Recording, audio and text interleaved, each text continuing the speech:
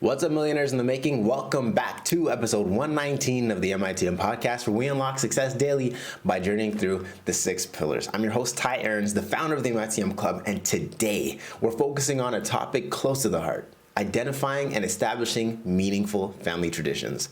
Family traditions are the threads that weave our stories together. They strengthen bonds and create a legacy. Now let's talk about how to identify, create, and cherish these traditions that enrich our family lives. First, let's look at the power of family traditions. Really think about the importance and impact of family traditions. It's not just rituals. They're foundations of family legacies. These are the things that your family do, some credos that they have to say. Really think back to how many generations do the same thing. Hey, every time we get together at grandma's house for Christmas, we do A, B, C, D.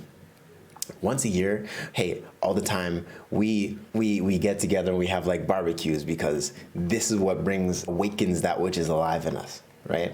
When you actually think about what a family tradition is, it is a unifying aspect that will help you connect to.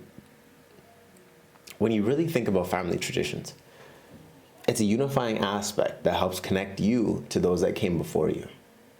It's a grounding force. And actually, if we jump into section 2 of identifying your family traditions and the existing traditions that are there, you'll be able to really see the impact it'll have on your life. So think about your current family practices. Sometimes the best traditions are those that have been right under our noses all along.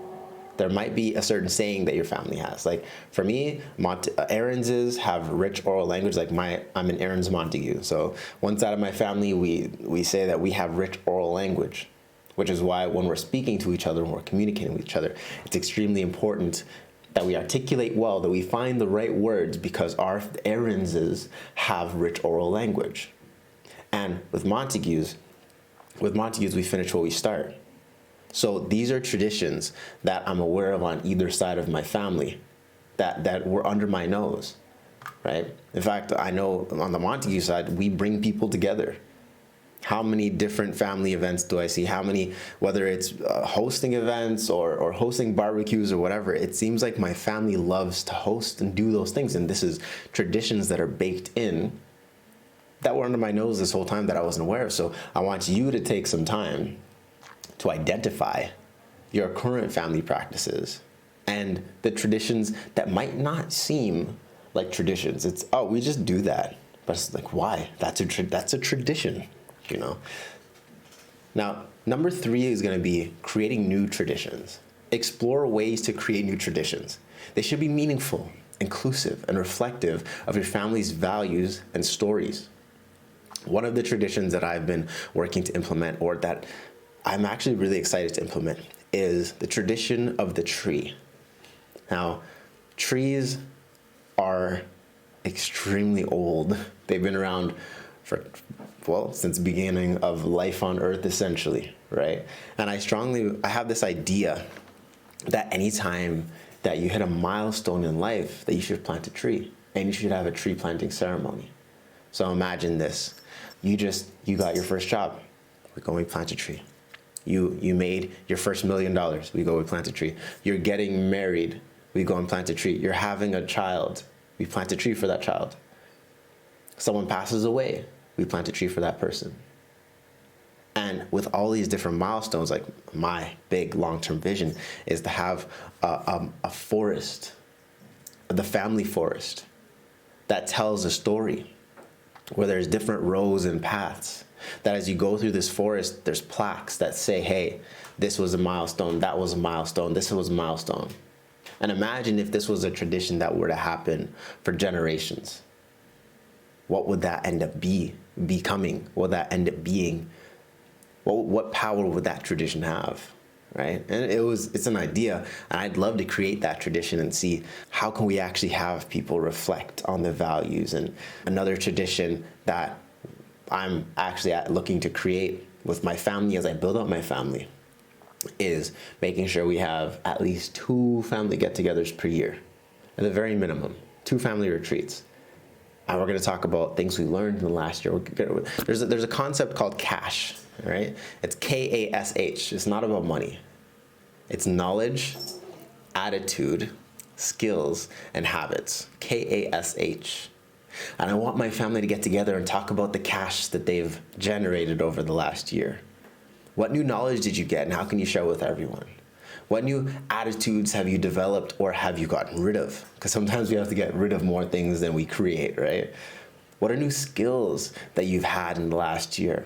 What are the hobbies that you've put together over the last year?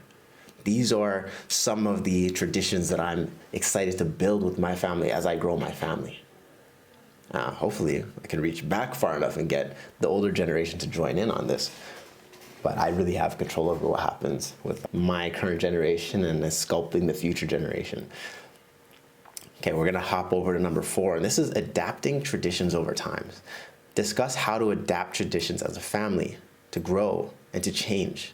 Flexibility keeps them relevant and cherished. You see, this is actually a huge part of the family meetings, the family retreats, where we're actually gonna talk about, hey, is this tradition serving us? Do we wanna keep doing this? Et cetera, you know? All right, number 5 is sharing and documenting traditions, okay? With your family, you wanna talk about sharing and documenting these traditions specifically. It's not just for us. They're not just for us. They're a legacy for future generations. Like, I know so many people have photo albums, and in this day and age, it's not as popular or as common for this generation to have physical photo albums. We all have our phones where we take millions of pictures. We take millions of pictures and they go off somewhere where we never see them again. And maybe we scroll through, but we gotta go through like 100 of the same picture, but it has slightly different poses or looks, you know? And for me, with my current partner, love of my life, hopefully my wife in the future, I decided we're gonna have a photo album.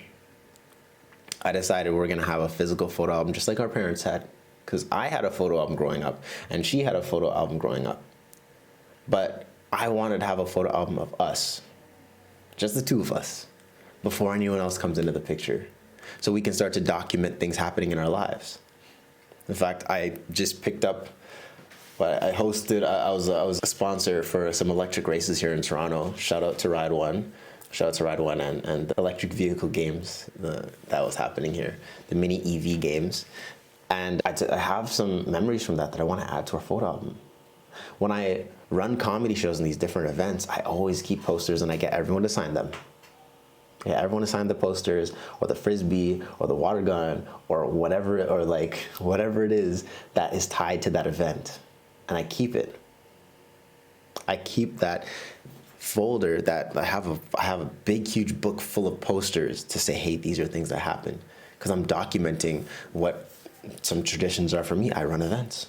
And I run events with my dad, and I have pictures of these things, and I'm keeping track of everything, right? They're not just for us, it's for the future generation to see.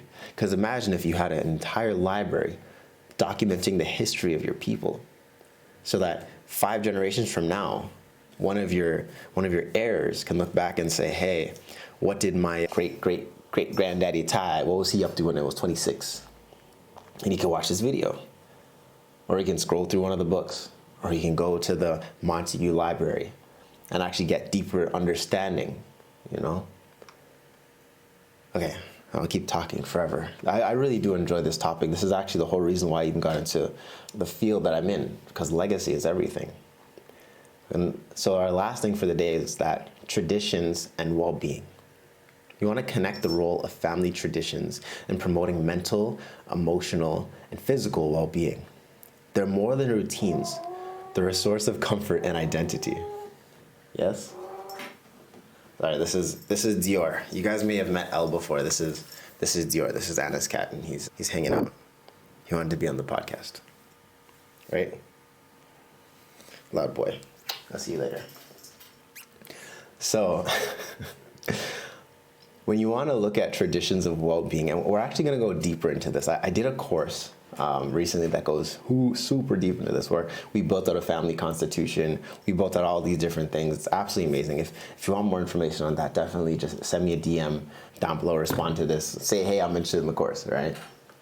But the more that you can have a holistic approach to traditions, whether it's working out, whether it's eating certain foods, not eating certain foods, right?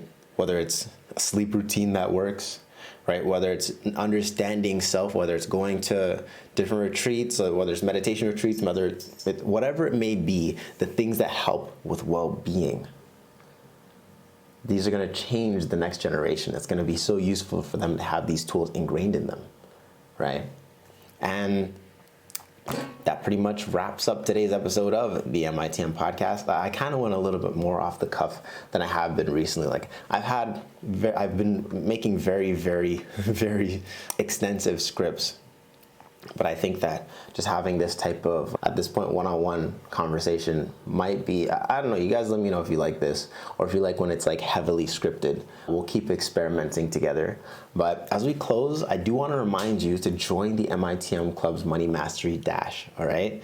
This is for personal growth, for financial mastery, and it's something to help you master your finances in 5 days or less. So many of us can't work out legacy because we're so focused on here and now.